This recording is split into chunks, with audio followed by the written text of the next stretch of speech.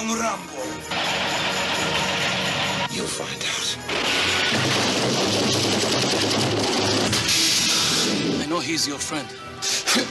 But you cannot do this. You both will die. For what? Because you do it for me. What do you think this man is? God! Oh, God would have mercy. He won't.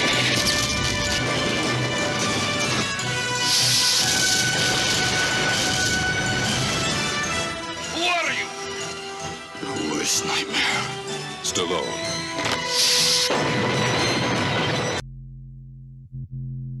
And here we go. It's the comic book bullies. Man, you come right out of a comic book.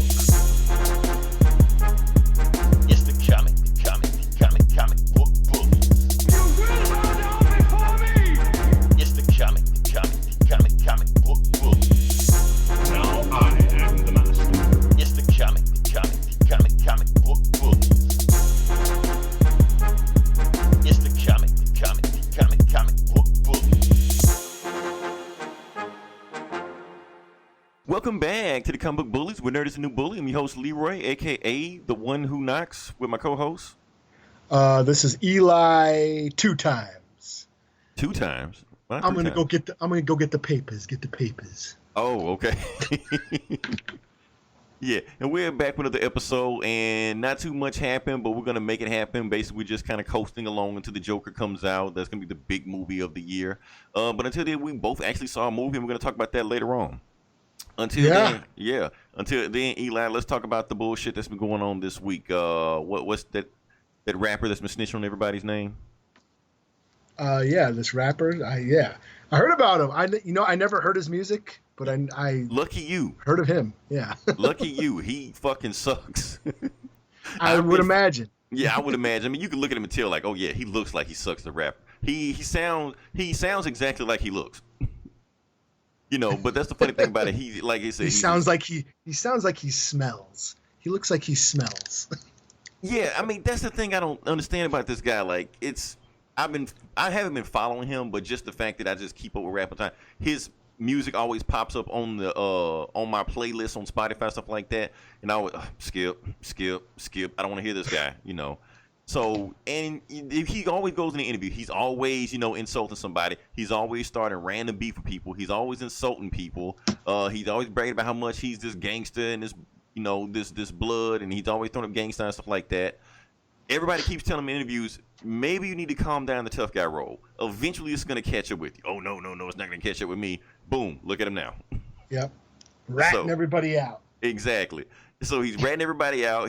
So now Frank Lucas is gone. Remember we talked about Frank Lucas a couple months ago where we call him Master Splinter, a rat, Yeah. He's done now. That's old. Now the face for rat for snitch is whatever the fuck this dude. All I know is I looked up his real name. Daniel Hernandez. That's what the fuck I'm gonna call him. I'm not gonna call him whatever Teriyaki 69 or Talonwacker 69. Fuck all that. I don't care. Talladega. Right. Whatever the fuck that is, I don't care. So it's just funny. So he's just snitching on everybody right now. He's just he's telling everybody where's Waldo. He's telling the end of every movie out right now. He's telling people don't clock out for lunch until they get their food first. He just doesn't give a fuck. Daredevil's blood also. Yeah. When the teacher leaves the classroom, she puts them in charge of shit. Right. Like, you're just going to tell everything, And he says, no talking. The funniest meme I saw was when they showed the ending of Spider-Man, but instead of showing like J. Jonah Jameson or, Mysterio, they show his face in Times Square. Yeah. Peter Parker is Spider-Man. Yeah. So now this thing just take it off. He just snitched on everybody. So I think this shit is just funny as hell, man. Yeah. I saw some Godfather memes where he's Fredo and shit, you know what I'm saying? Yeah. Or some Goodfellas. Yeah. And that's the thing. I don't understand why anybody would tell him all these secrets anyway. He looks like an undercover cop. I mean, the one with Tommy from Goodfellas. And, you're a mumbling, stuttering little fuck. You know that? Like, why would anybody, if I'm have this big drug cartel, would invite this guy that looks like a fucking clown to come down here? and tell him anything. You know, I wouldn't tell him anything. So he just snitched everybody left and right. So here's the fucked up thing I'm hearing about right now. He wants to go in witness protection program. So what is he in? I don't even know why he's in jail. I don't know why he's facing time, and what the hell? I have no idea what's going on because I don't know. He's associated with somebody that shot up somebody else. It's whatever. He's supposed to be in a gang, like the Blood Gang. He's supposed to be affiliated with Time, stuff like that. They did stuff. So now he's just any other New York rapper that's in that same gang affiliation. He's giving their names up too, like for no fucking reason whatsoever. So but what did he get busted for? I don't know. he knows somebody that did something. He didn't do anything, from what I'm hearing. He was driving around drunk with a pistol? Probably something like that. Well, he knows actual real gang members that have probably gone out and done all kind of crazy shit, robbed people, shot people, stuff like that. And maybe he was in the car with them. You know, maybe he was in the car selling mixtapes or some shit. I don't know. You know, but they feel like they say he's facing 25 years. Like, what the fuck did he do? Unless that's just a meme. I don't know. Maybe he is. But you know, I'm glad you said that. Okay, because somebody else came out making fun of him. And the person that came out making fun of him that actually went to jail, did the time, didn't snitch, didn't say anything, was Martha Stewart. Oh. Yeah, she actually went on Twitter and was joking with Snoop Dogg about how she went in, did her time, didn't say anything to the feds, and came out on the other side. So Martha Stewart is more hood than this guy. Yeah. She's got more, yeah. She understands the code. She understands the code of the streets. Yeah.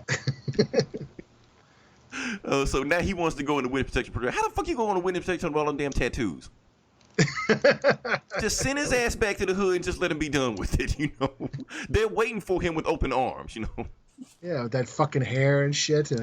Right. And like I said, I've been following this guy for a while. I really want to pay attention to him. I seen a prom picture of him. He looks like fucking Napoleon Dynamite or some shit, you know? 2 years later, all of a sudden, now he's the hardest rapper of all time. Like, and that's the shit I hate about this, because this is why the music business is so fucked up right now. It's too many industry plants that are out there right now. Now, what an industry plant is that guys that are already signed to record labels because they have a look. You know, they just want to give them a look.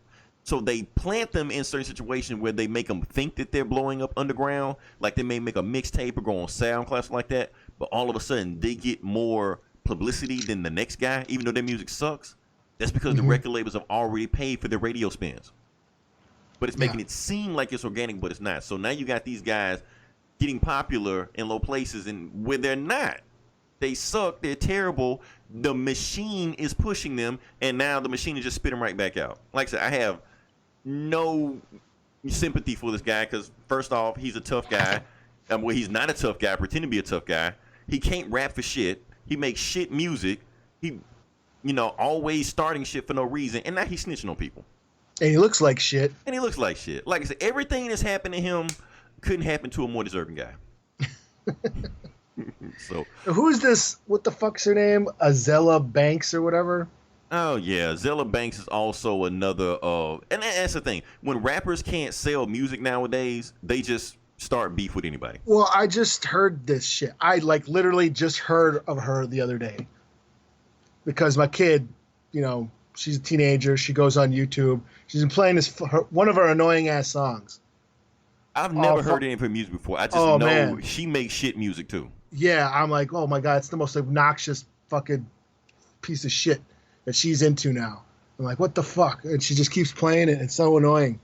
And I'm like, and it turns out she's been around for like 10 years. She's been around for a while. If you look at her, video counts on YouTube, million views, 10 million views. Same way with this guy. 10 million views on every song. Like, how the fuck is this happening? And where the fuck am I? Like, I thought I was like, I guess I'm just too metal. I had no idea. That's the thing, Eli. We moved into, remember, MTV doesn't play music anymore. BET basically doesn't even exist anymore. I don't even have MTV. Right. So that's the thing. So now the only way to get your music heard or played is through social media. A lot of times music get played on SoundCloud, you know, on YouTube, Spotify. Is that Lil Yachty or whatever who did the Cold in Minnesota or some shit? Did he do that? Is that the one? I don't know. I was at my No. That's that is Lil Yachty. Somebody. Anyway, I was at somebody's house and they were watching the Ridiculous Show, you know, where the skater guy watches videos of people getting fail videos, basically. Mhm. You know, so he's watching that, and then all of a sudden, this video came on, the cold in Minnesota. He was on the Zamboni and the ice rink or something. Yeah, I thought it was. We were still watching Ridiculous or whatever. had no idea. Is this a real song? He's another industry plant. And the Like, thing is, like, they get the guys serious. with the looks. This So- isn't a fail video. This is like a serious song. Like, Right, that's the thing. They're making shitty music on purpose because it doesn't matter. Because these guys actually have like endorsement deals and stuff like that. You know, he was on a Sprite commercial. I think that commercial you saw was a Sprite commercial. a Sprite commercial. I don't know. think it was a Sprite commercial. Yeah. Or 7 Okay. Up. Or, I don't know the difference between 7 Up and Sprite. So one of those. Yeah, I don't know. I'm Yeah. just like, wow, this is bad. It's Yeah, bad. but It's like that's the meth. point. It's like the meth of music, man. You gotta Yeah, tell me they're what it is. purposely signing these shitty rappers. The reason they're signing because they have this look that just makes you stop like, wait, what the fuck? So the more clownish they look, the more you're going to pay attention to them. Yeah, So we're old, Eli. That basically. yeah. My nephew's listening to like the county morgue or whatever shit, or some shit with I don't these know what the hell guys. it is. It's like, yeah, where they're like rappers, but they're trying to dress like metal. They got spikes and shit, and they're yelling and screaming, and got twerk videos. They got bitches twerking and Look, guns, and they're all- doing dope, and they're just obnoxious as fuck. Like, fuck this. All I do in my car is listen to podcasts. Fuck it. I don't have time for that other bullshit. Can we move on to the next part of the podcast? sure. I feel like we talked about Tallywhacker 69 long enough. Okay, Eli. Now we're going to move into the box office movies and give it to me. What was the number one movie of the week? Is it Rambo? I don't even know. Nope, not Rambo. It's not Rambo. Not Rambo. Uh-oh. Should I give it? I'm gonna give it to you. You're not gonna guess it. You're not gonna guess it. I don't know. You're What else not gonna came out? guess it. Okay, I'm gonna tell you. Rambo was number 3. Oh wow. Oh, Number 2, and actually it's very close. Matter of fact, I wouldn't be surprised tomorrow if Rambo was number 2 because the number 2 and 3 are so close together. The numbers might switch. So as of right now, number 2 is Ad Astra. That Brad Pitt movie. the space movie. Yeah. Yeah, Okay. Space Movie. But number 1 is Downton Abbey. Downton Abbey. Yes. Really? Downton They Abbey. made a movie? Yes. Oh. no Domestically, in America, it beat those 2 movies. This is insane, man. So yeah, that's the number 1 movie in America right now, Downton Abbey. So yeah, they made a movie. I don't know if it's like a adaptation or it's like like X-Files made a TV version of it. I don't know. Or maybe it's just some like episodes they just stitched together and just put out there. I don't know. Whatever it is, it's a top movie. It did 31, and Ad Astra and Rambo did 19, million apiece. So weird Wow. shit. Yeah. And we're both gonna come back to Rambo, but we'll come back to later on. Number 4, we have It, Chapter 2. Okay. You know what, Eli? Like I said, I've never seen one of those movies, but I'm hearing a rumor they might make like a 7-hour director's cut for both. I'll watch that. Oh really? I'll watch that. Yeah. Yeah. I mean, I may have yeah. heard it from WeGotCovered.com, but if it's true, I'll go ahead and listen to it. I mean, I'll watch it. So, number 5, Hustlers. Okay. People have been saying that's a good movie. Like, Maybe I don't it know. is. I don't know. All I know is that it actually did really it picked up this week. So Like like people are saying, oh, it's it's J Lo, shaking her ass, and it ain't just like a basic bitch movie. It's like yeah, they're saying maybe no, like it's another actually a good movie. Yeah, maybe it's like a women empowerment movie. Maybe it's like the movie that Widows should have been. As far as like getting attention, not saying the quality wise, but getting attention. Mm-hmm. Like we're talking about The Kitchen or some shit like that. Maybe they had strippers in there. Melissa McCarthy stripping? Nah, maybe not. What we talking about? Yeah, number 6, The Lion King. The new Damn. one. Still up there. I'm not even gonna look at the numbers. I'm pretty sure it's gonna be the highest grossing movie of all time. School is back, and kids are back in school. Who And they're the hell still gives watching a this shit? movie. Why do they give a shit? That's what I want to know. Like the hell. Number 7, Good Boys. Number 8, Angel Has Fallen. Number 9, Overcomer. We should recall it Overachiever. And number 10, Fast and Furious presents Hobbs and Shaw. Still hanging in there. All right.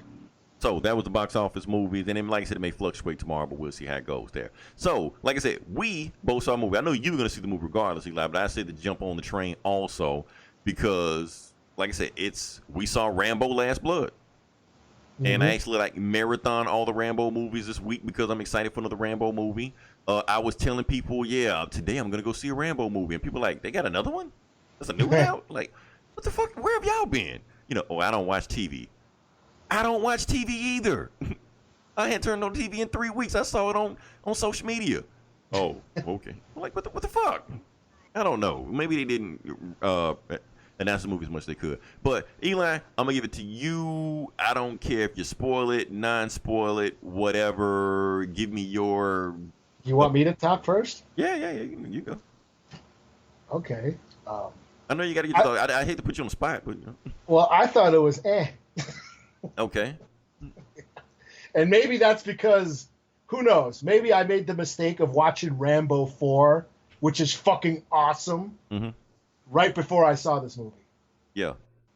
So Rambo 4 is fucking awesome. And I went to the movie all excited and hyped. Maybe expectations were a little too high. So saw this new one, and I was like, damn, this shit's fucking boring as hell. Yeah. The last 10 minutes were cool. You know, when he actually kills people. When he goes Rambo, yeah. When he does Rambo shit. You're right. You know. But the first, yeah. I'm like, why the fuck didn't this shit happen like a half hour ago? Like, right. It's like you just waited for this shit to happen. Like you could have gave us something in between, you know. Yeah. Like I didn't care about the plot. I didn't care about any of that shit. I just didn't give a shit, you know. I thought, well, you know, if they're trying to show a human side to Rambo, maybe his background and shit, they should have threw his dad or his mom in there. Like, what if Clint Eastwood was Rambo's dad? You know what I'm saying? I mean, isn't Stallone like 80? You want his dad in the movie? Sure, whatever. You know. Hey, you know another thing I think about that grandma or whoever was in the movie. I guarantee you, Stallone was older than her.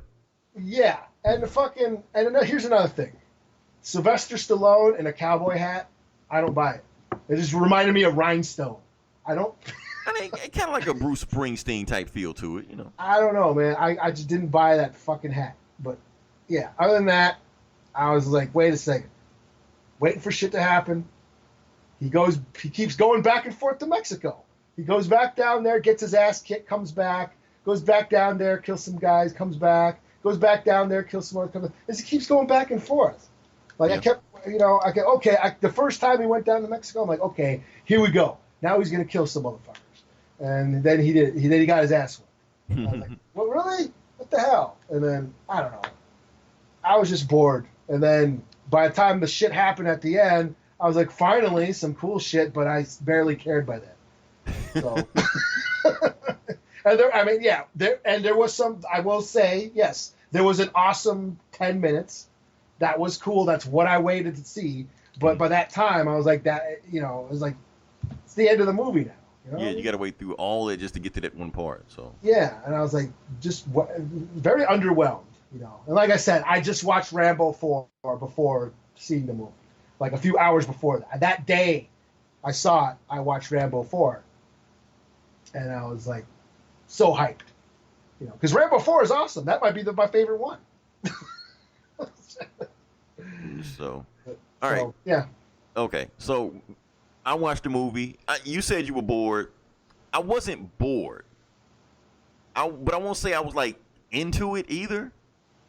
I was. Yeah. I don't know. I was watching. I was watching the movie because honestly, the whole time, like I said, you saw Rambo 4. I saw 1, 2, 3, all the movies like that.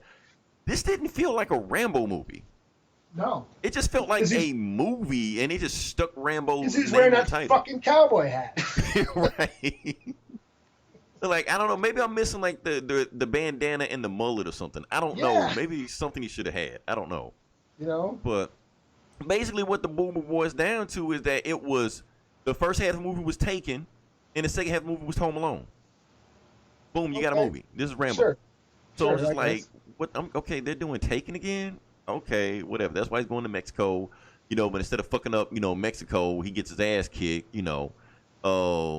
And then, you know, it's the home invasion thing. Everybody comes back there. So I want to say the movie was boring because I was into it, but I was just like, this isn't Rambo. It just feel like some generic dude Stallone is just playing. Like I say, we've seen him play like a million action dudes, Judge Dredd and whoever the fuck he playing from Demolition Man and shit like that. Just felt like another action dude he was playing instead of Rambo. That was like the classic Rambo soundtrack was not there. You heard it a few times again, because that's really where it makes you feel like that's Rambo, because Rambo has an iconic soundtrack just like Star Wars and Superman and all the other shit like that. So when you barely hear it, it makes it feel like a generic action movie. And especially when you're just rehashing a plot from Taken, which they made like fucking 3 of those movies. You know, it's just like, okay, Rambo really has nothing left to say. Because like you said, like you saw Rambo for an awesome movie. Everybody loves the first Rambo, First Blood. Everybody loves First Blood because the movie has something to say. You know, a lot of people. You know something? He doesn't kill anybody in that movie. One guy, he kills one guy by accident. By accident, he throws the rock at the helicopter and he falls out. Right. But he doesn't kill anybody, even though he just fucks up he beats the shit out of everybody and fucks up the town. Yeah, he caused a lot of like property damage, but that's really about it. Other than that, he just didn't go on Carnage. Like he was about to go fucking nuts, but then Troutman comes in and stops people like war's over, you know, so like shit like that. I can't find his legs, Johnny. I can't find his Nothing legs. is over, you know. You know, and then there was a few callbacks. You heard a few classic lines that they said in the old movies that was said to kind of remember. Oh, I'm watching a Rambo movie. Okay, I forgot that for a second. You know, I think more than anything else that this movie is gonna get attacked by you know who. Well, I'm gonna just say it. Oh no, let's go. Do it. Because I got something to say. Okay, I mean, cause like I said, the movie at the most part is forgettable. Like for instance, like Eli, you saw the movie. Do you ever like you watched Rambo for this weekend because you said the movie was awful? Will you ever watch this movie again?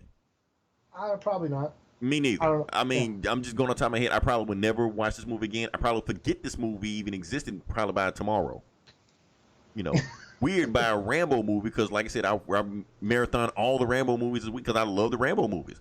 I love Rambo 2 because Rambo 2, everybody says it was a dumb action movie. It wasn't as dumb as people make it. It was trying to say something there also because of the way, just like part 1 was talking about how we treated Vietnam vets, the other movie was the same way. It was like it was showing you how we don't give a shit about Vietnam vets, how we still have POWs over there and we ignore them.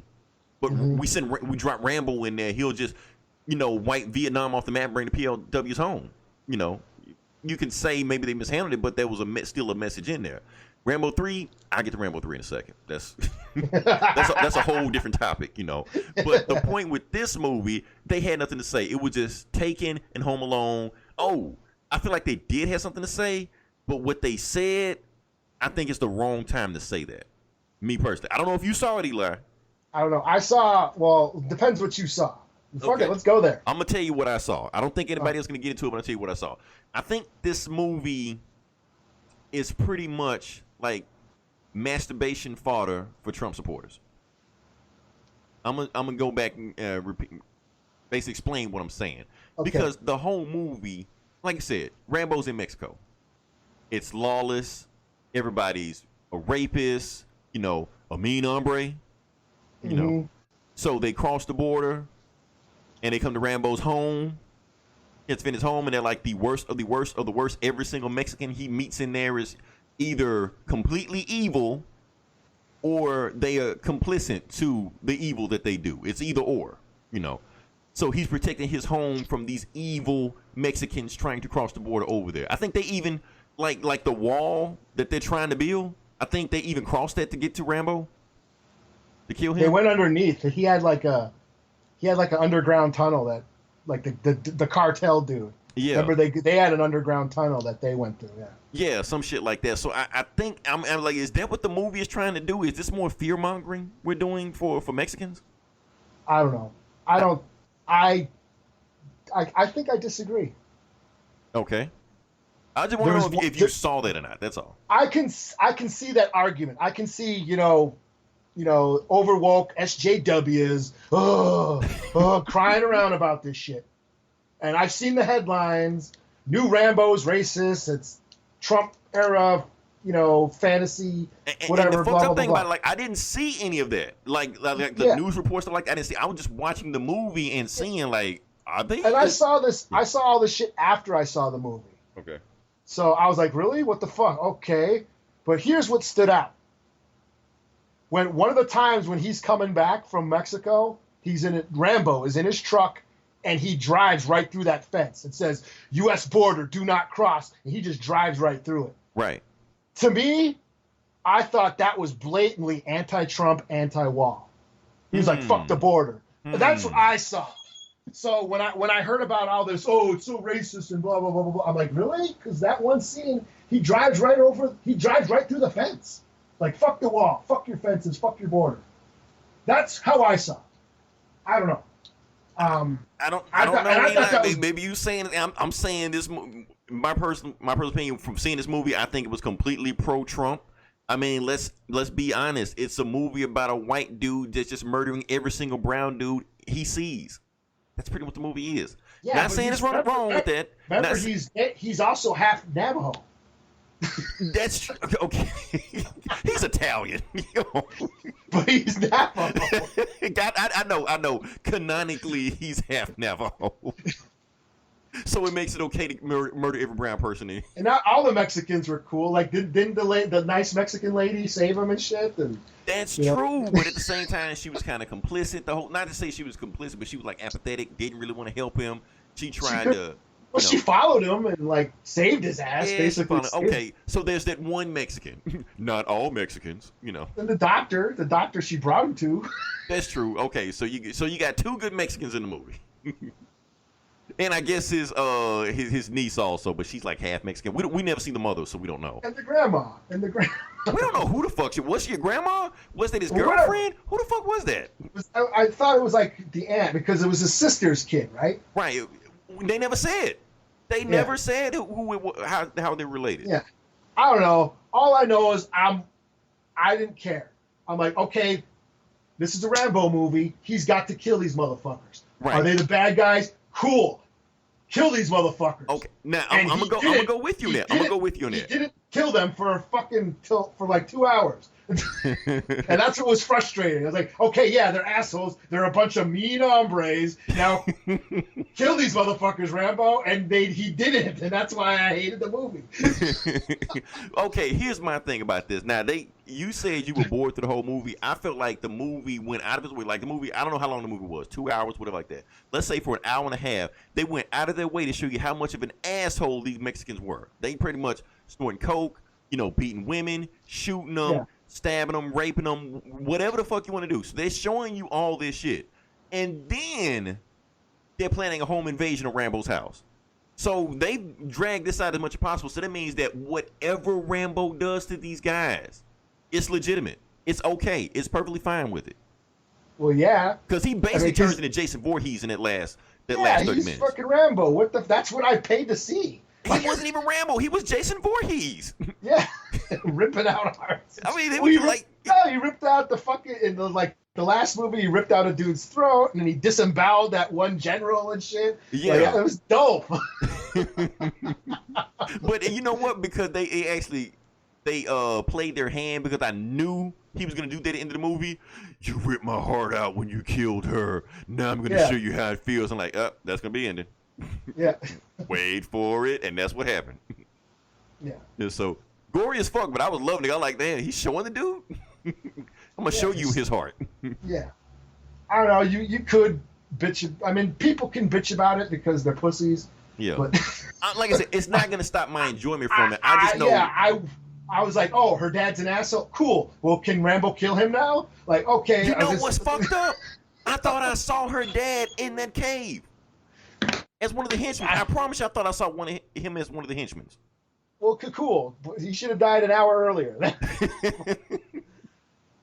But I don't know, man. I was just like, I didn't care about the daughter. I didn't care about it. They could have been so simple. Like, he's, okay, Rambo on the ranch in Arizona. The cartels want to run fucking drugs through his land. They want to pay him. He's like, no. So then there's the story right there. Hey, we'll give you some money, Rambo, to use your land to smuggle drugs. He's like, get off. But he has to go to Mexico. And then that's the story right there. And then then they come and kidnap his daughter, they fuck him up, and then he's got to go there and with the fucking helicopter and blow the whole fucking town up. Yeah, honestly, that's a I was just saying what I would have wished, because like I said, everybody keeps saying these movies straight too far away from the first movie. I would have loved it if he did fuck up that Mexican town and he stayed in Mexico and just kept shooting up everybody, federales, drug dealers. And Hello? every movie he jumps into a helicopter. Hello? Yeah, I'm here. Hello? Yeah, I'm here. Okay. Yeah, but every movie he's always jumping in like in a tank or a gunship, a helicopter. The last movie he jumped in that truck with a big giant gun and it's and that's what I was I love waiting it. He for. was just turning people into hamburger. I was loving that shit. Yeah, they're just exploding on yeah. And it's like, okay, and I bought it because he's an old man. No, he's not going to start fist fighting like the Indiana Jones movie and shit. He's an old man. Fuck it, I'm just get on this big ass gun and pull the trigger and mow down this whole fucking army. Just keep it simple. Yeah, But I would have liked it. I would have liked it if the ending of this movie, instead of it turning to Home Alone, he would have stayed in Mexico and had like a Mexican standoff. Like cartels, everybody's trying to get at him, police, everybody. You know, like in the first movie. But now he's in Mexico. yeah. And he just really just go to town on people just Dun, because. dun, dun, dun, dun, dun, dun, dun, that song plays. Yeah. It's a long road. Frank Stallone playing in the background and shit. You know? Yeah. So yeah, like I said, overall it was a forgettable movie. Honestly, until the last like 15 minutes, I forgot it was a Rambo movie. You know, they finally tied it to Rambo, and even then, it still felt like, is it really Rambo, or is it just like some weird Home Alone alternate future where it could have been that kid or Jason Voorhees or some shit like that? You know, because other than the bow and arrow, I would have never thought it was a Rambo movie. Yeah. Especially with him wearing that fucking hat. He didn't wear the hat enough. Maybe he should. And that's the thing. He just looks so generic, so plain. Like, watch the first movie. He's got the bandana on. He's got like the ammo clips wrapped around his chest and shit. Yeah. You know, he's got the huge M16 gun. You know, he's iconic just looking at him. Now he just look bored. He has that headband. He always wore that headband. The headband and the mullet. You know, because it was the 80s. You know, but now he just looks regular. Like, you gotta have something to, and that's the thing about the movie. Like, compare Rambo to some of the newer action movies that are out right now. You think maybe it's unfair to do that, but I say it is fair to do that, because Rambo's pretty much the godfather of these movies, the grandfather of these movies. Well, I would say Charles Bronson, but still, John Wick. You know, to a lesser degree, Hobbs and Shaw, because they also play like some invincible one-man armies that just mow down everybody, stuff like that. But those movies have like that slick action where John Wick always seems like he's just, you know, he's dancing with somebody while he's fighting. It feels like a choreography. It's very stylized. Right, it's very stylized, where this isn't that, you know. Yeah. It's gritty. Do you think maybe Rambo could have stood to be more stylized? But he's an old man. I don't see Rambo like getting in all these fistfights and shit. He's always been, I mean, he did it in a couple of movies where he fights the big guy because he was like younger back in the 80s. But now that's what I liked about the last movie. In Rambo 4, he's an old man. He's like, I ain't got time to fight. I'm just going to get on this big ass gun and just blow everybody away. Just fucking shoot everybody in the fucking hamburger, like you said. Just and it was awesome. It was so fun. The one guy, and he sneaks up on him. He goes up to that general and he like cuts his guts out. And it was so fucking cool. Like, you know, I don't see that. I just wanted more. Like, what the action that happened was cool. I was fine with that Home Alone shit, the tunnel shit. Yeah. That was cool. I didn't mind that. I just wanted more of it and more frequently. You know. Honestly, I know you wanted more frequently, more of the action that was in there. I kind of wanted them to dig more into Rambo's psyche, which I think they started to, but didn't really go there where they should have. Yeah, that's what I wanted. Because they show like the PTSD flashbacks of him in Vietnam and him taking pills to calm down and him telling, you know. What if he just went to Mexico? Look, okay, if they want to keep the stupid, you know, niece, check, you know, he's finding his niece. What if he went there and just started torturing everybody? Like, because he was a POW. Right. Because that's the thing. They it felt like halfway through the movie they went away from that. Yeah, it's like he could have went there. I'm trying to find my niece. Oh, I don't know where the fuck she is. And then next thing you know, he's got the motherfucker all tied up like he was in a tiger cage, and he's like torturing him and shit. Like this is what happened to me in the war. Right, and then you actually see like a Viet Cong, flashing like he thinking he's him, Yeah, and he's because like, he's off his meds, Yeah, he's fucking carving up the dude, torturing him like they tortured him in the POW camps. Right. But he's doing it to try and find his niece or whatever. Like you're not gonna do it again, Charlie. She's saying some shit like that. Yeah, and that could have been there, but it's like he goes to Mexico, gets his ass kicked, goes back, comes back, kills a few guys. Then he kept going back and forth, and just like, just let's get on with it. It just kept stopping. Well, he had to go to Mexico to get the guys to follow him back home. Yeah, but I suppose that could have been the final showdown.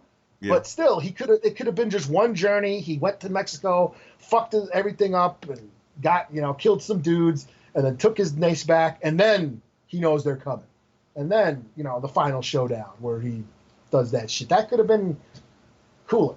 It's just, I don't know. It just kept slowing down. It kept dragging. I just feel like the movie could have suffered from it could have stood to just dig more into Rambo's psyche. That's all. It did feel like it just digged into it for a little while and then just went paint by numbers. Oh, it's taken. Liam needs to get his daughter. Okay, whatever. Yeah. Like we're supposed to this drama about the daughter and the dad that left her, and it's like this scene. But they told you repeatedly ahead of time he was an asshole. Yeah, he's an asshole. It's like, and then we see him be an asshole, and you're like, okay, yeah, now can he die now? Where's Rambo? So you took all the tension out of it right then. Yeah, I wanted Rambo to kill that guy.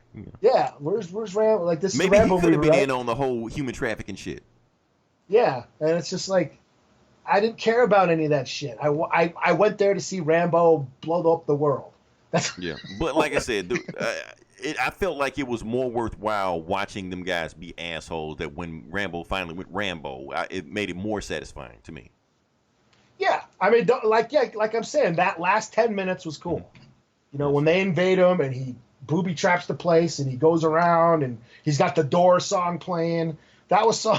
And that was what I'm saying. Like, yeah, he starts playing the Doors song. Yeah, that's a Vietnam era song. It's like, yeah, he was a Vietnam vet. And you're right. We don't get enough of that background of who Rambo was, especially since he's back in the U.S. Right. He went back home. Make it how it's hard for him to get around. Because that was the first movie where it was hard for him to function in society. They didn't play that up enough in this movie. He basically goes back home to his house, to his family, that we've never seen in any of the movies. And really don't even know how they're related or connected. Yeah. He could have had a grandma. And some woman. Yeah. He could have had his Navajo grandma, because isn't his mom was Navajo, right? I think that's what it was. I think so, or something. Yeah. They could have totally did something like that, But she spoke Spanish, so shit, where did she come from? Yeah, brown people, they're always so shit. Oh, man. Yeah. Rambo's like, get out of here before I ask him to kill you too. I get you mixed up with everybody else. Oh shit. Okay, score. Let's slap score on this bad boy. I'm gonna give it 3 out of 5. I think I liked it more than you did. You probably did. I'm gonna go 2. Okay. I'm just like I said. So it was disappointing. I was really disappointed, and I don't hate it because it was racist. I hate it because there wasn't enough killing it. Because it was misogynist. Because they're saying that too. It wasn't misogynist enough. That's why I hate it. Eli scored not enough misogyny or racism. 2 out of 5. Yeah, fuck this shit. Like I said, he's half Navajo. He can get away with this shit. Yeah. All right, moving on. I guess that's all the time we had. I guess we move on to the next part of the podcast. Okay. Next part of the video game section, Eli. Okay. So this week they had some whole special. Well, first off, I want everybody to know that the Call of Duty beta is out, but be careful because I'm hearing it's crashing the system, so you may not want to download it. But anyway, I ended up getting 7 games for free this weekend. Damn. Okay. What games and actually 3 of them I already own, but 4 of them I already own, but that's not the point. So on PC, if you sign up for Epic, if you go on Epic Launcher, and you can do this right now, you can go on Epic Launcher, download it, you can get 6 Batman games for free. That is Arkham Asylum, Arkham City, Arkham Knight, of course of the game, and the 3 Lego Batmans that came out. So you get all 6 of those games. I played one of them. I did have one of those. You did? Yeah. I've never played them before. I don't care to play them before, but they're free. They're fun. They're fun. Those Lego games are fun. I don't know if you ever played a Lego game. They're fun. You know what? Because you said that, I may download it. I might even Twitch stream it. Just to fuck up it. It's just stupid fun. It's Okay. It's like the Lego Batman movie. You like the Lego Batman movie? You like the Lego Batman game? Cool. I love the Lego Batman movie. So yeah, why not? Okay. Is Condiment King on it? Not the one I played. I don't think so. Fuck that game. Oh yeah, we didn't even talk about Batman Day. Oh yeah, it was Batman Day. It was Batman Day. Okay. Look, if y'all want to know what we think about Batman, go listen to every other fucking podcast we've ever recorded. Because we mentioned Leroy hates Batman. It's not that I hate him. But I just don't feel like talking about it right now. And so that was the 6 games I got, all Batman, probably because of Batman Day, like that. And the 7th game I got was actually Grand Theft Auto San Andreas, which I already owned anyway. Oh damn, that's old. That's an old game. So here's how you, and this deal is going on right now also. So if you want that game, what you have to do is go on, you have to download the Rockstar Games launcher on PC. That's all you got to do. Just download the launcher. Once you download the launcher, there's a little voucher for Grand Theft Auto Vice City. Download it, play it. That's it. It's an old enough game, so even if you have a relatively new PC, laptop, whatever like that, you can play it. It can play Grand Theft Auto San Andreas, so knock yourself out. I just gave you 7 games you can play on PC. Knock yourself out. You heard it here first. Oh, and I think that's it for video game section. Probably something else I'm going to talk about, but I'll talk about it later on. Okay, that being said, can we move on to the next part of the podcast? Sure. Okay, let's talk about it. This is the Comic Book Bullies, where we sometimes talk about comic books, and this is where we actually talk about comic books now. We're going to talk about the books that came out this week, and I guess I'll start it off, Eli? Sure. All right, you already know what I'm going to go. Okay, we're going to start off with House of X number 5. I think we're at 5. Is this the last one? No, it's not. Oh, damn. I take it you didn't read this one. I haven't read the last few. I haven't read. Oh, okay. Eli, this one was a doozy. I'm not going to lie. This one was a doozy. Like I said, the House of X books have been faring better and more coherent to me than the Powers of 10 books. So basically the House of X books, okay, remember, I don't remember how long ago, just like 2 weeks ago, we talked about House of X, how the X-Men went to the humans' moon base, sun base. Mole. And they found the mother mole with a master mole and the moles, and they chopped the heads off like that, and they all died. Yeah. Okay, they're dead. Done. They're not coming back. So, back in Krakoa, we finally figure out what Professor X is doing. Professor X grows more mutants. Those same mutants that died, Wolverine, Cyclops, like that, he clones them. Oh, no shit. That's what he did. So, do you remember at the because I know you read House of X 1, the first book. And remember when they showing the very first page, you see the Krakoa tree, and you see these people climbing out, and you see Professor X going to me, my X-Men. Oh, yeah, I do remember that. That exact scene plays out. But it's showing Wolverine, Cyclops, Nightcrawler, Jean Grey, whatever like that, butt-ass naked. You know. Yeah. Now, here's the thing. Do we see Wolvie Dong? No, man. Does Wolverine got nards? Wolfman got nards. Monster Squad is a classic. Please do not remake that movie. But yeah, so that's the thing. Here's how they clone him. Because remember, in the last book we talked about how he made the deal with Mr. Sinister. Mr. Sinister, he made a deal with him where he was going to collect all of because he knows Mr. Sinister was collecting all the DNA of everybody on the planet. He like, give me all the mutants' DNA. So that's what he did. He took the mutants' DNA and he called these mutants the 5. It's 5 mutants they use to reproduce or to clone mutants. It's Proteus, Elixir, Tempest. I don't know any of those people. I know Proteus, he's cool. Hope Summers, which is one of the Summers people. There's like 100 of them. And the most important mutant, Gold Balls. Okay. His purpose,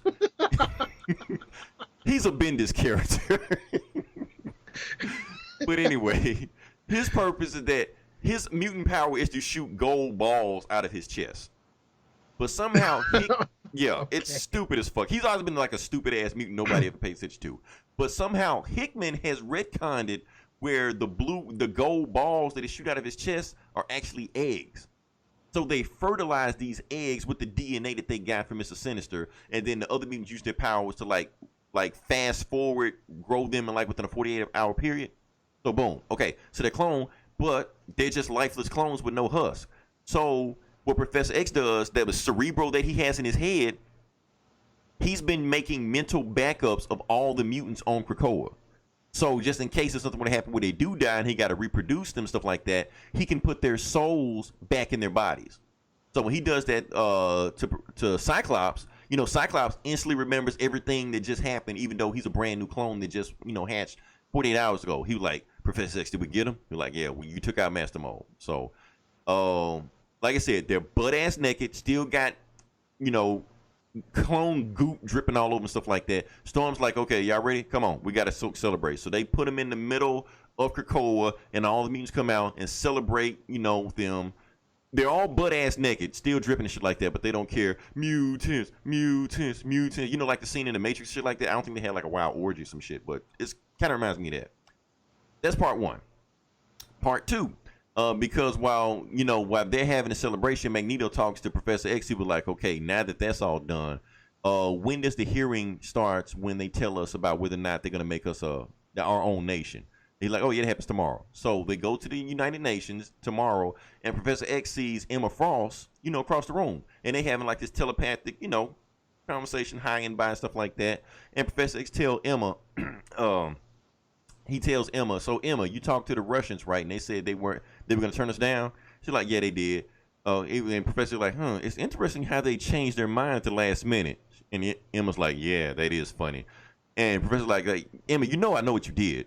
He's like, well, what you trying to say, Charles? Because if you ever use your powers like that, it kind of gives a feedback for it that I can tell when somebody didn't change their mind on their own. But you know what? Krakoa thanks you. And she was like, well, don't thank me, Charles. Why don't you make me a governor of one of your Krakoan nation? And Charles says back, governor? Come on, Emma, you know I'm thinking bigger than that. You know, that's that. Cut to the third act. Okay, so the third act, Wolverine is standing, you know, ready to fight at the Krakoa door, you know, the portal door, there's something that. And he's talking to Professor X. He's like, Chuck, I don't like this. I don't like what you about to do. And then Charles and Magneto basically telling them that, look, we told you when we made Krakoa, everybody is welcome. And Magneto even tells Wolverine, like if we didn't say everybody, I wouldn't be here. Hell, if we had gatekeeping rules like that, Wolverine, you wouldn't even be here. And Wolverine like, I still don't like it. And then they tell him, uh-oh, here they come. So they get some new interests. And the people coming into Krakoa are all of their villains. Mr. Sinister, Azazel, Exodus, all the upstarts and the acolytes and shit like that. So everybody they ever fought is welcome in Krakoa, including Apocalypse. In Sabanur, walks right through the door also. And Wolverine looks at Apocalypse like, we're going to have a problem, bub. And Apocalypse looks down at Wolverine like, you tell me. You know. But Krakoa recognizes Apocalypse and like welcomes him with open arms and shit like that because Apocalypse protected Krakoa 3,000 years ago. And then Magneto says, I want to hear everybody in here say it. And Apocalypse basically says, look, we don't want any problems. We agree with everything you're doing. Basically, you mutants are doing right now what I've been trying to get y'all to do for the last 3,000 years. So I have no problem with anything. So I'm good. So Professor X sticks out his hand.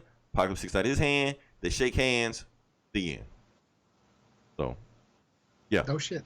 Yeah, so the X-Men won, I guess. I don't know. It feels weird. Like they got everything they ever wanted. Krakoa is a nation. Oh, Krakoa is a nation, but there is some nations that refuse to trade with them. Madripoor, Latveria, of course, because of Dr. Doom, and interesting enough, Wakanda. Oh, and really? not only Wakanda, none of the other African nations would trade with Krakoa either because of their treaty with Wakanda. So that's very interesting. Wakanda's basically saying fuck the mutants. And so, yeah. Overall, get the book 4.5 out of 5. Pretty cool. Wasn't a whole lot of action in it, but like I said, the action in the other books, but just that shocking ending with Apocalypse, Professor X shaking hands, you're like, okay, where's this book going? Okay. But yeah, that's all I got. All right. Well, did you read Absolute Carnage? I did, but I'm gonna let you handle that. Oh, you want me to do it? Okay. Yeah, you can go. All right. Absolute Carnage, number 3. Our Absolute Carnage minute. Bum, bum, bum. Danny Cates, Okay. Yeah, Donnie Cates, yes. And Stegman. So what's been going on? Absolute Carnage. Cletus Cassidy. He's back. He's collecting all the DNA samples of everybody who's ever had a symbiote, been a host of a symbiote. Called Codex. He's collecting these codexes to resurrect Null, the symbiote god. Venom and Spider-Man are on the case, fighting him. They try to intercept him, trying to get Norman Osborn, but that went awry, and there was a big old fight. It spilled out into the streets. Miles Morales showed up. Fucking him and the Scorpion were fighting. Scorpion gets fucked up. Miles Morales gets infected with a symbiote. So we got symbiote Miles. Mm-hmm. We lost the kid. And we lost the kid with total throwback to the MCU. Mm-hmm. So basically they basically hightail it out of there. Venom and Spider-Man take off with they got their what's his name backs all broken. Matt Gargan, Scorpion. Yeah. They make it back to the hideout where they're hiding out, where the Maker has this machine that's supposed to extract the codex from the host. But in Venom, the last issue of Venom, Dylan, who is Eddie Brock's son but doesn't know, let loose all the symbiotes that were stored there at the facility, and they all infected the Maker, and he took off. But the Avengers show up, or I guess superheroes show up. Yeah, it's still the Avengers. It's the Avengers. You got Captain America, you have Wolverine, you got Spider-Man, you got The Thing, and for some reason, Bruce Banner. I do not know why Bruce Banner is there. Right. Yeah, because I thought they were like scared of him or some shit, but whatever. And I'm reading Immortal Hulk, and so I have no idea. But fuck it, it's comic books. Right. Donny Cates done whatever the fuck he wants to do right now. So. Bruce Banner's there, so they're all working on it, trying to figure out how to get the codex. But here's something weird, like this twist at the end where they're looking at the machine, and then they think it's Eddie. Mm-hmm. But then it turns out it's not Eddie. It's actually Cletus. Mm-hmm. And he morphs into Venom, Carnage and shit. I didn't know Cletus could do that. I didn't know he could either. But... I didn't know that at all. I was like, wait, what the fuck is going on? Yeah, but at this point, it's like, what can't he do? Whatever, sure. So he cloned himself, to make him look like Eddie Brock. Mm-hmm. And he's standing right next to Spider-Man in the lab. And then all of a sudden, the other Eddie comes in, get away from him. And then says, I am. And then he gives this really gnarly speech about how evil he is. Oh, and how everybody tried to blame it on video games. Yes, that's right. Movies. That's right. Yeah. I thought that shit was awesome. I ain't gonna lie. I'm sharing that scan. I'm just letting you know that now. Yeah, those didn't make me. I am the sex. I am the violence. I am the abuse. Like the same thing that makes those things violent and sexy is the same thing that created me also. Yeah, you know my name. Now scream it. Yeah. So basically, Carnage is right about to fuck shit up, and then Venom, Eddie Brock's symbiote's like, okay, fuck this. Since Eddie, you're being a pussy, I'm gonna go jump on David or Bruce Banner's. So he basically bonds with Bruce Banner, and then the last panel is, we are Hulk. It's Venom Hulk. Well, Carnage kills Banner. Okay. Yeah, he killed Banner, but at that point it didn't matter because Venom sucked the gamma out of him or something. Did he kill him? Yeah, he killed him. Oh, that's right. It's okay. Yeah, that's right. Yeah. But it doesn't matter. At this point, Banner is Kenny from South Park, so... Yeah, I don't even know why he was there. Like, what the fuck? But you killed Banner, you bastards. Yeah. But pretty cool. 4 out of 5. This is just moving along quite briskly. I do like it that you don't have to read the filler issues. You can just skip through. Like I said, at the beginning of the book, Miles was a symbiote. I didn't know how he got there, but guess what? I didn't care. Yeah. He's a symbiote. Keep on going with the story. Okay. Yeah. Yeah, it was cool. 4 out of 5. Okay. Oh, I'm next. Okay. Yeah. So we did one Spider-Man book. Let's stick with another Spider-Man book. So this is the book we've been shitting on for the last month without even reading it. And You read it though, didn't you? I read it. I went ahead and read it so I could shit on it properly. So this is Spider-Man #1, written by J.J. and Henry Abrams. You know. Okay. Father and son. Father and son. Sanford and Son. Let's just jump into this bad boy. Okay. You figured J.J. Abrams just couldn't let his son just do it himself? I think he did. Well, we'll talk about that. Okay. So No, I want my name on the book too. I think. Let me look at this again because I think his name actually might be first. I think Henry's name went first, but anyway, what's that bridge that goes to Queens? Queensbridge? Oh, okay. I knew it was something. Okay, so they're on Queensbridge. They're on the bridge that goes to Queens, stuff like that. They're fighting, and it's getting just destroyed, stuff like that.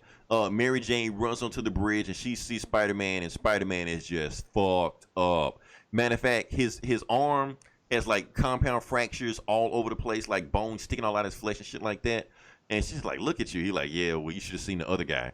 And then she's like, "Well, that's not funny. You know, well, he would have laughed at it." And then while they're doing that, this mean cyborg bad guy named Cadaverous pops out of nowhere with a whole bunch of like cyborg robot drones and shit like that. He says, "Spider-Man, we need you." And they just start beating the shit out of Spider-Man. You know, actually, his arm that was already damaged to begin with, they cut that shit off.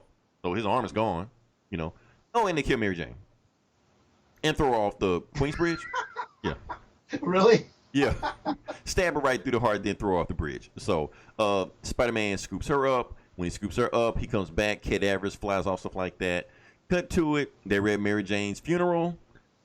Peter, with one arm, is holding the hand of a little boy, redheaded boy, which we assume is their son. Cut to 12 years later. The boy's name is Ben Parker. He gets up, seemed to be a cool kid. Takes out the trash, cooks breakfast, but the breakfast's not for him. He's cooking breakfast for Aunt May and leaves out. But in school, he is a troubled youth. He's always getting into fights. The reason he's always getting into fights because anytime somebody that's not Flash Thompson is beating the shit out of somebody else, he steps in and beats the shit out of them. You know. And then right before they're about to suspend him and kick him out of school, Peter shows up. But apparently they have Peter and Ben have this strange relationship where they don't really communicate. He hasn't seen Peter in years. Peter is pretty much like a deadbeat, he's always flying out of town. He's only in town just for right now, just to talk. They get into an argument. Ben's just like, you know what? Let me just walk home. You know, so he walks home. The next day, you know, he's in detention because Peter was able to plead with the principal to, instead of suspending him, put him in detention. He meets this girl. I forgot the name, girl. Ito Ray, some shit like that. Jane Mary. Yeah, basically. Airy Ain or something. So, and the next day, we see him back at home. You know, we see Aunt May. So this is not MILF, you know, Marissa Tomei, you know, hot Aunt May, stuff like that. No, this is old Aunt May. Wheat Cakes Aunt May. Older than old Aunt May. Oldest Aunt May you've ever seen. And then Ben is having these nightmares because he sleeps with, you know, picture of Mary Jane, you know, his mother, you know, in his arms. And he had this nightmare about her getting killed and stuff like that. So he freaks out having a nightmare. He wakes up. He's on the ceiling, hanging to the ceiling. Like, how the hell am I hanging on the ceiling? Because he doesn't know about any of this stuff. He doesn't know about Peter's past. He doesn't know about Mary Jane past, none of that stuff. So he's hanging on the ceiling, don't know. Mary Jane, Aunt May is telling him, Ben, get down from the ceiling. I got to show you something. So he gets down from the ceiling. She takes him to the attic. What I want you to do, remember all the stuff you looked at before, you know, your past about your dad and your mom, stuff like that? This time, look under the floorboard.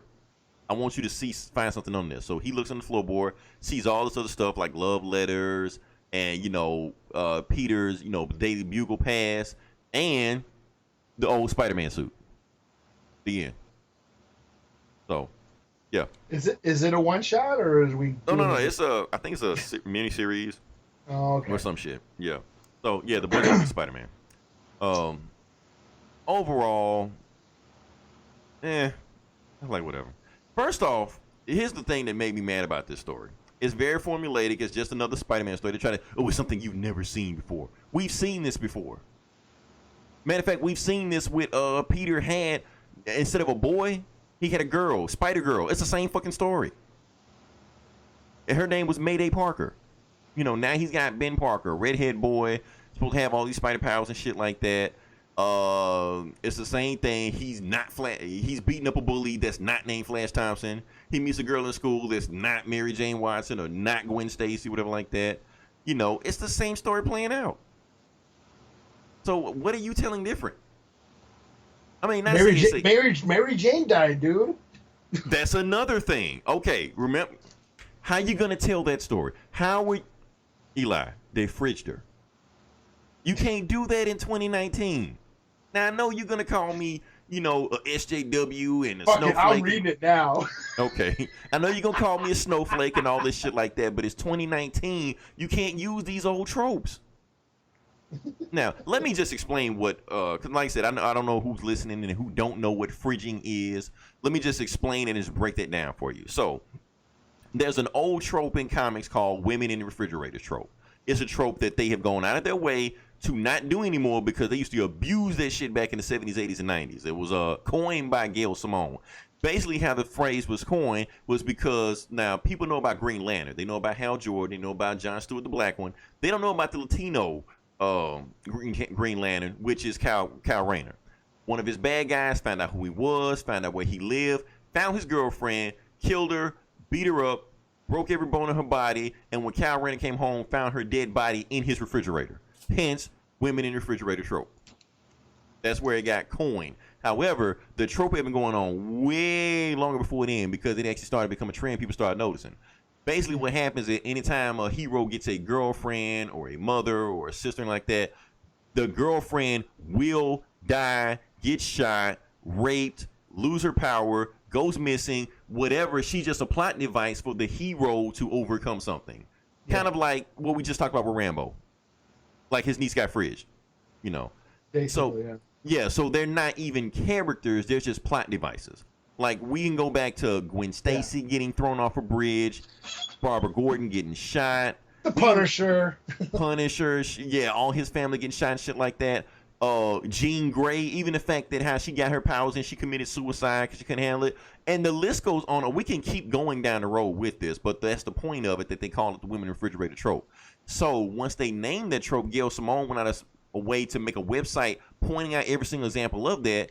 Comics have been trying to stay away from the trope because they know it's problematic. And then you come with this story where Mary Jane get killed. You know, so I get it. It's an Elseworld what-if story like that, but at the same time, you're doing lazy tropes with that, and that kind of turned me off the story. I was like, what if we had it flip-flop? What if Peter died and Mary Jane lived? And she had to teach, you know, little Ben on how to use his power, stuff like that. You know, something like that. But we didn't go that route. So, I mean, just the whole thing just felt lazy, and then they were supposed to be surprised that the boy finds the Spider-Man suit. We kind of knew that was going to happen. At the end of the day, this book just feels like fan fiction. That's why you say, why couldn't just Henry write this story? I felt like Henry did write this story. It's just his Fuck fan. You, Dad. Maybe so. Fuck you, Dad. You're always leaving and going and directing movies and leaving me by myself. Oh, you thinking he's putting himself in Ben's situation?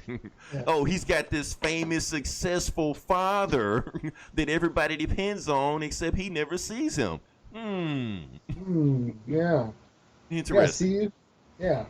Ragged, yeah, giving this kid shitting all over his story. He's pouring his heart out, man. Fuck that kid. He'll be all right. So that's my thing. This just felt formulaic. It felt cookie cutter. It felt assembly line. Now, I won't say I can do better. I'm just saying this seemed like something I would do. I'm expecting when I read a story to at least elevate the story some way. And I get it. It's Spider-Man. It's only so much you can do with Spider-Man because so much stuff has been done with Spider-Man. But they got to come better than that. You the one that asked for the assignment, Henry. You wanted Spider-Man. You got Spider-Man. Give me something never seen with Spider-Man. Do something else. Don't give me just redhead Spider-Man where you know, hashing out your daddy issues through this boy. You know. Gomer's gonna shit on me because we had an argument beforehand about this story. He was like, "Oh, this book is great." So I'm telling you right now, Comics Cast is gonna love this book. We're not Comic Cast. You know, I would have gotten it had my store had it. Like, Like I said, my store is shutting down. My location is. They're keeping the one in Minneapolis. Why don't they try to get like Magic the Gathering or something? They do. That's what sucks about it. Is like the place is always packed. There's like tournaments every fucking other night. There's gaming and all this shit. They have the Mortal Kombat and the Super Smash shit. And on the weekends, that's the dirty secret of comic book stores. Comic books don't sell enough to keep the lights on, so they have to do something else. You know, the weekends it's always packed, motherfuckers with all their board games and their D&D and their Magic shit. And so it's like, really, this place is shutting down? Wow, what the hell, man? So inventory is starting. They got all the there's a lot of good deals going on there, but they probably are cutting down on their stock. So I didn't see the new Spider-Man book. That's why. So that's why I didn't read it, because I would have, just to check. I want you to shit on it with me. I'm sorry. You might have liked it. I don't know. We would have been arguing about this book. I don't know. Yeah. Fuck Leave this Henry kid alone. He's a good kid. Fuck him. Fuck that kid for expressing himself. Yeah. All right. Oh man. Okay. Am I next? Yeah. What did you rate it? I'm gonna give it a 3.5 out of 5. Reason I'm shitting on it because it's just an okay book, not bad, but like I said, the art are good. You said what was that? The art? How's the art? Art was pretty decent. I mean, she's been doing Spider-Man books before, which is probably why I give it 3.5 out of 5 because the art was pretty expressive and the action stuff like that. But overall, it's nothing that makes me want to come back to it. That's saying it's not that it's a bad story. It's nothing that hooks me. That's all. Okay. So that's my whole thing. Like you gotta wow me. You hype this book up as much as it is. You gotta wow me. It didn't wow me. So yeah. All right, cool. Well, I guess the next one I'll go with. Fuck it. Star Wars: Age of Resistance. Rose Tico. Oh shit! Yeah, Comics Gate is gonna love this one. Rose Tico's motherfuckers. You know what? I love this book. Why? Did she die at the end or something? No. I surprisingly liked it a lot. So basically, it is Rose's backstory. Basically, the story of her and her sister. And it's for those who don't know, The Last Jedi, yes, everybody's favorite fucking Star Wars movie. Rose's sister dies sacrificing herself in the beginning of the movie by, dropping bombs on the dreadnought or whatever at the beginning. She sacrifices herself. So she dies. But this shows basically the background, their relationship, how they grew up. They both grew up on this planet. It was made out of ore or mine. It was based the Republic, or what's it called now? The First Order. Mm-hmm. The First Order are basically raiding their planet for their minerals, for the resources, which is a total throwback to, giant corporations, fracking, and pipelines, going on, fucking up farmers' lands and reservations, and just fucking up the land and shit, and forcing people out. So that's what basically has happened to her planet. The First Order came and kind of stripped of its resources and eventually destroyed the planet.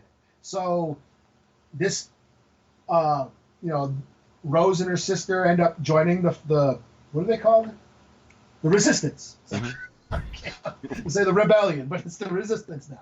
So they join the Resistance and they become like eco-terrorists. They go around fucking up the planet, fucking up shit, shutting down, because they're like, the one sister's the pilot, but Rose is a mechanic, so she can like hack into shit and fucking cut the mechanics and make machines fail and blow shit up. You know what I mean? So they become like Greenpeace warriors. You know what I mean? Green warriors. They do that shit. So that's what they're kind of doing.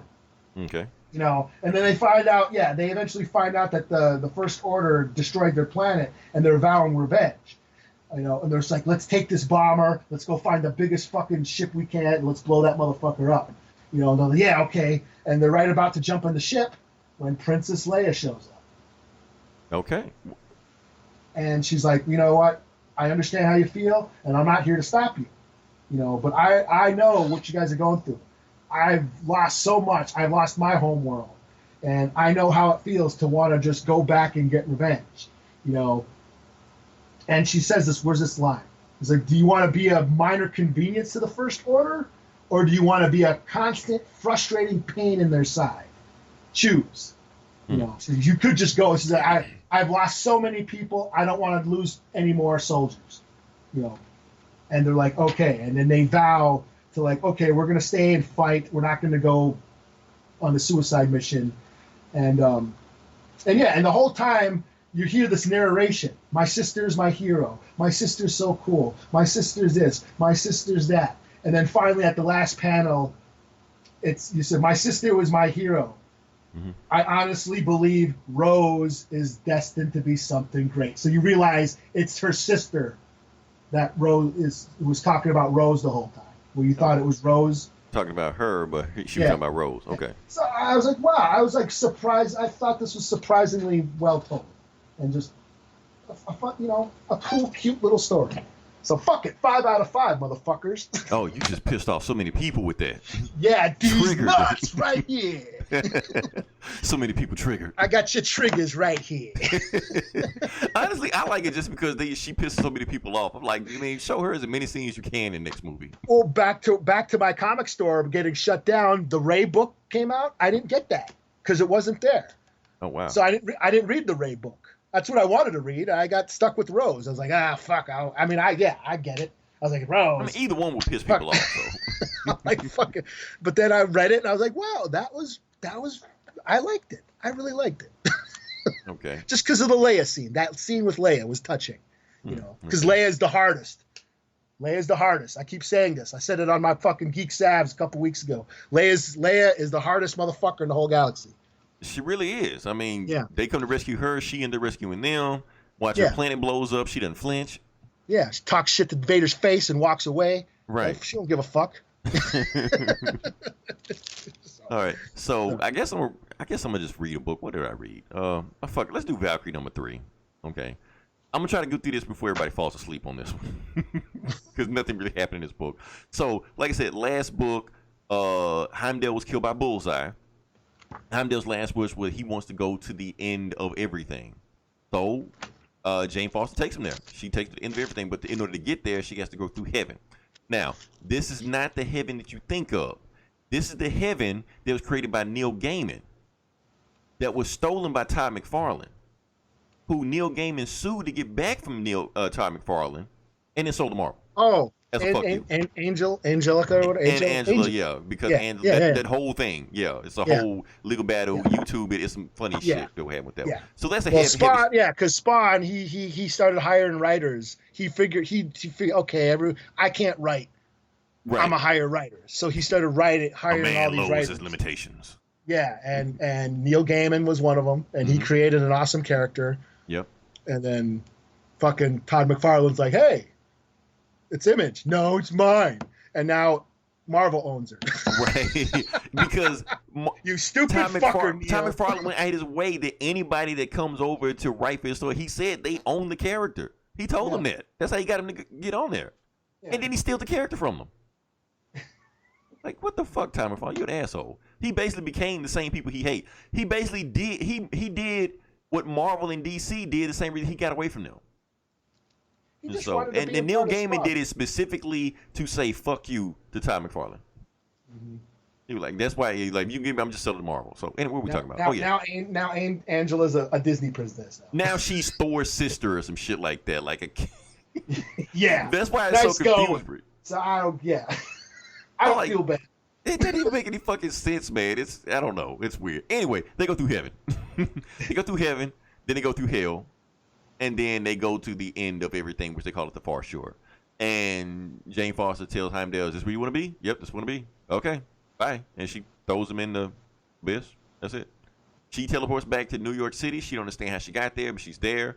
And then she turns, and her horse that she's been riding the whole time starts talking to her. She's like, "You can talk?" "Yeah, I can talk the whole time. Sorry for headbutting you in the back of the head last issue, but Bullseye told me to do that." "Like, what do I call you?" "Come here, Mr. Horse." Like, "Okay, Mr. Horse, let's ride." And she just flies off. Meanwhile, somebody's watching on TV, cleaning a blade, and she was like, "I sent Bullseye to go kill her and take the sword, but he wouldn't get the job done. So, I'm going to be the one to do it. Now that the Heimdall, the god of the all-seeing, is dead, they'll never see me coming. And you turn around, and it's the Grim Reaper. Yeah, the end. Okay. Yeah, that's pretty much it. He's a really bullshit villain. Why they got these lame ass villains fighting Valkyrie? So you can step a game up a little bit more. Nobody's seen the Grim Reaper since the 80s, but whatever. Art's pretty cool. 3 out of 5. I don't even know why I read this. I was just bored. You took all the good shit, so I had something else to read. Well, should I read a shitty book too? Then I'll review a shitty book too. Nah, I thought you were gonna do Guardians. You want me to shit on? You want to shit on Batman then?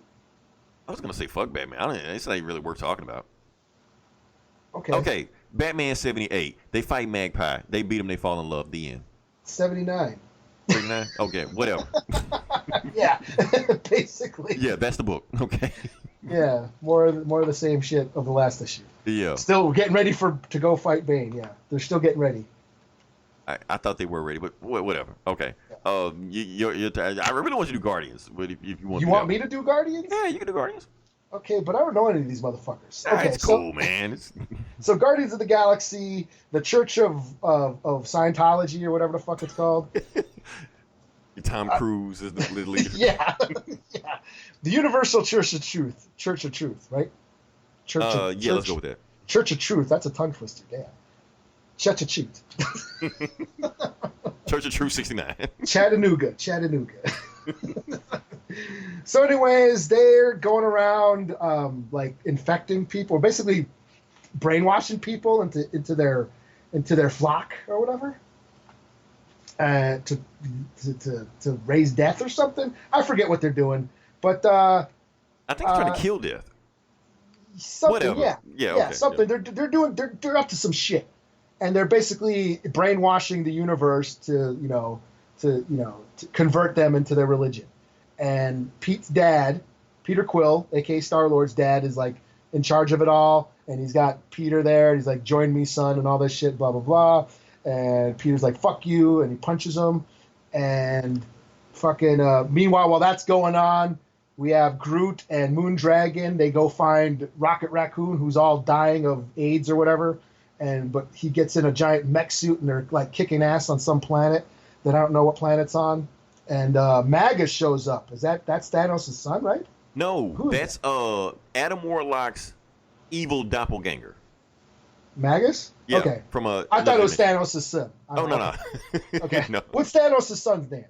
Thane. But I think they Thane. killed him, or Thanos ate him or Okay. some shit. I don't know. All right. Anyway, so that happens, and then we go back to the Church of Truth on their ship, and they're like, I want you to show where we got a whole. It's time for our army or whatever, our hive to hatch. And they got a bunch of eggs. They say their savior. We think it's Adam Warlock, like they're growing a new Adam Warlock and shit. Mhm. But then he busts out of the egg, and it's Drax. Old school Drax. Oh shit! Yeah. And that's it. Yeah. So we got old school Drax. I want to see how they go with that, because old school Drax is way more powerful than whatever Drax we got in the comics now. So. Okay. Yeah, that fucked me, because I thought it was Magus the whole time. It turns out Magus is a kid. I don't know what the fuck that happened, but whatever. Okay. Yeah. Okay. Yeah. So I 4 out of 5. I like 4 out of 5. I'm gonna get a 4 out of 5 also. Good strong book. Donny Cates came with it again. So yeah. Yeah. I feel Donny like his most of his focus is on Absolute Carnage, but still a good story with this one. Yeah. So shoot. Any more stories we got? I'm booked out. I got some more books, but I'm not even gonna worry about them. Yeah. Only other book I read this one, Napoleon Dynamite, but fuck it. We don't have to talk about it. Okay. I don't even think I saw the movie, to be honest with you. You never seen Napoleon Dynamite? I saw the dance scene on YouTube. That's about it. Oh, I love that movie. Okay. But yeah, that you know what? That predates the MCU. I'll say that Napoleon Dynamite might have been one of the seeds of geek culture, the rise in our current state of geek culture. That's a bold statement, because it predates Big Bang Theory. It predates the MCU by like fucking 5 years or whatever. Mm-hmm. Or no, 2000. When did that come out? 2006, 2005. So yeah, when the MCU started with Iron Man, right? That was 2008, right? Yeah. Yeah. So yeah, Napoleon Dynamite predates that. Predates Nolan's Dark Knight. So yeah. Okay. Basically, high recommendation. Yeah. The I don't movie. know. It is one of those movies that you either like it or you hate it. You know, you love it. You know, a lot of people are like, this movie doesn't suck. It doesn't have a good. They all bitch about it, but they you know, they just don't get it. I think it's great, and I laugh my ass off. In fact, you know what? I'm gonna watch it after reading this motherfucker. I'll probably go watch on the Rambo movie again. Remember the old days. Yeah, that being said, if you listen this long, definitely like, share, and subscribe. We have our sister podcast, Geeks Have. Listen to them. Definitely listen to Comic Cast. They probably, all the books we shitted on, I'm pretty sure they loved. So vice versa. We also have Hoodoo TV. We have This Geeks and Comics. We have Get Valiant. And the most popular podcast on our website right now, a football podcast, Talking Balls. Mm-hmm. Which are crushing us in numbers right now. Fucking nerds. Right. They just love foosball. Yeah. That being said, like I said, we just had the 21st of September pass by. So gonna play an Earth, Wind, and Fire song at the end just because that's what I want to hear, you know. Or I might play that Rambo song, the Doors song you're talking about. The I'll fucking flip a coin, whichever one happens, that's what it wins. no, the Frank Stallone song, Long Road. Yeah, fuck it, Franklin Stone, you win. Okay, that was easy. That being said, this is Leroy. This is Eli. We'll talk to you guys next week. Same bully time, same bully channel.